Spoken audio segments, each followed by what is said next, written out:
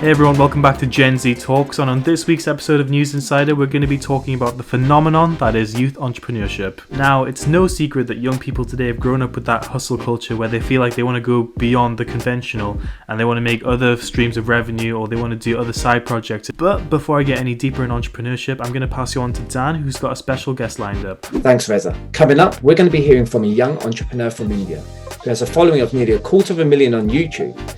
He's going to be discussing why has there been such a big increase in entrepreneurship amongst younger people, as well as what sectors he sees growing in the future.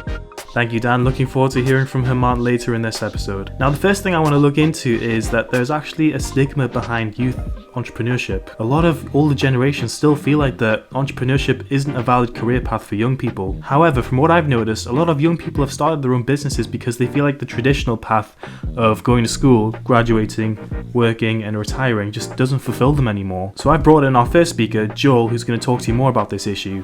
Take a look. Well, my straight answer would be no. The traditional career path has also changed. It's not just that they enter one field and stay there. It's not just that people are working 9 to 5. People are also always hustling on the side, whether that's going on YouTube or whether that's trying to help others in a voluntary capacity.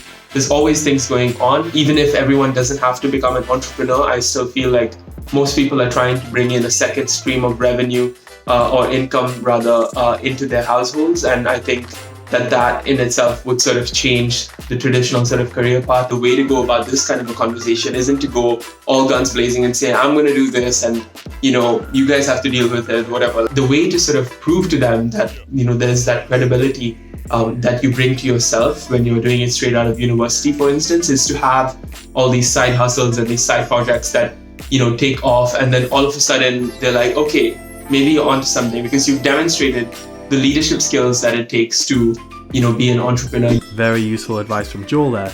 Now I'm going to pass you on to Raquel, who's going to talk to you more about how she balances being a young entrepreneur while being a uni student at the same time, because this is also an issue that young people are struggling with, how they balance the other aspects of their life with building their business. I honestly feel like students nowadays are not just worried about financial stability, which is obviously super important, but they're also worried about the impact that they're making. I wouldn't want to work for a company or for a project that doesn't align with my values, and I want to make sure that whatever I'm doing is helping me achieve the impact that I want to make. So what I do is try to have a short to-do list for every day so that it helps me achieve these goals that I've set for this week. And it's also important to remember that it's okay to, in some weeks, prioritize university work, and some other weeks we have more time to dedicate to work. We have to respect these things because we have deadlines. And I would say as well that it's super important to give time to yourself and have a kind of like a self-care routine in the sense of you give time to rest. Thank you for that, Raquel. As always, very useful stuff. Now, another reality that young entrepreneurs have to face that we can't ignore is that sometimes being a young entrepreneur can feel lonely. Work for a big business who have other colleagues around you, and you don't have a manager who's always supervising you. You have to always motivate yourself, and sometimes that can be really difficult for a lot of young people.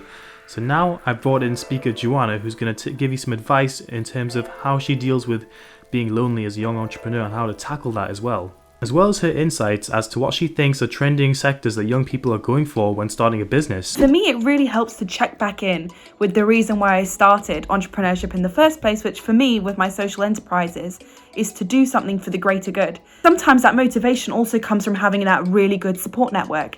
Entrepreneurship is, as I said, sometimes can be lonely if you're the only one or you're not in a huge organization, obviously, but by having a network of like-minded entrepreneurship, for me, that's knowing young entrepreneurs who are in similar spaces or who are doing really amazing things, ones who I aspire to be like. It really helps me with my motivation. I think the two biggest sectors in which I'm seeing the most young entrepreneurs move to is firstly the non-profit or like social enterprise sector, and secondly the technology sector. I guess as digital natives, it's pretty obvious to see or pretty obvious to understand why young people would be interested in the technology sector. They have understanding like no other generation before them.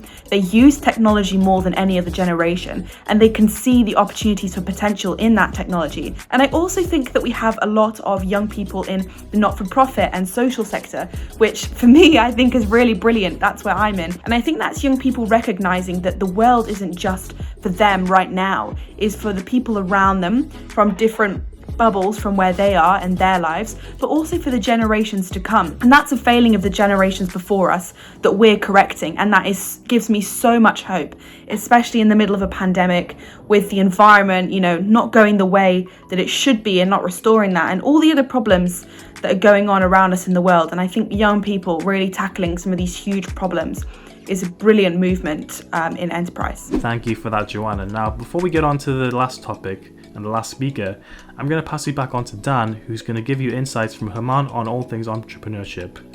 Take a look. There's been a steep rise of young entrepreneurs across the world. And I put the question to Hemant as to what reasons he thinks is behind this. Media is the one reason, because through social media or digitalization, people are now being educated about entrepreneurship. They are seeing some great successful personalities, how they grew up or how they succeeded, and like everyone want to do like his or her own job, and everyone has something urge to do to fulfill his or her dreams. We rounded off our discussion by discussing what sectors are receiving the biggest growth from new businesses started by young entrepreneurs. The most thing I am seeing is tech industry is growing too much. Like everyone is starting their educational institutes or online coaching institutes. Many are becoming educational mentors or coaches. Hemant symbolizes the trends we are seeing amongst the younger generation, where young people today are building their brand and network on social media, and in turn are building a business from it. Young people today want to pursue their dream and to make an impact on the world, and social media is helping them to do that. Great stuff from Dan and Hemant. Now, the last thing I want to cover is skills, knowledge, and personality traits do you need as a young entrepreneur? Because this is something we ask ourselves a lot as to what kind of skills do I actually need to get started, and do I have what it takes to be a young entrepreneur? And he's also going to share his thoughts as to what young people are actually wanting in the workplace and how older generations and younger generations can actually work together to make a more inclusive environment. Here's what he said. The first skill that you need to develop as an entrepreneur is you need to be able to listen.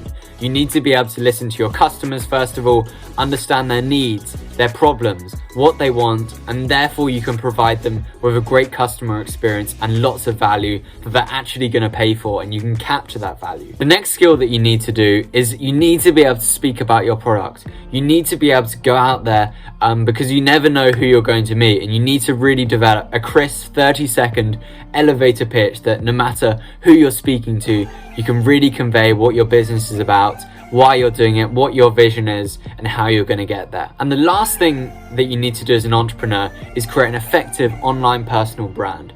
I'd say start with Instagram and start with LinkedIn. Make sure if someone goes onto your online profile, they think you're the go-to person in whatever industry you're in. And if that is the case with your personal brand, with your online presence, then you'll know you're onto a winner. Young entrepreneurs in Gen Z are demanding change within the workplace. The first change that is happening is entrepreneurship.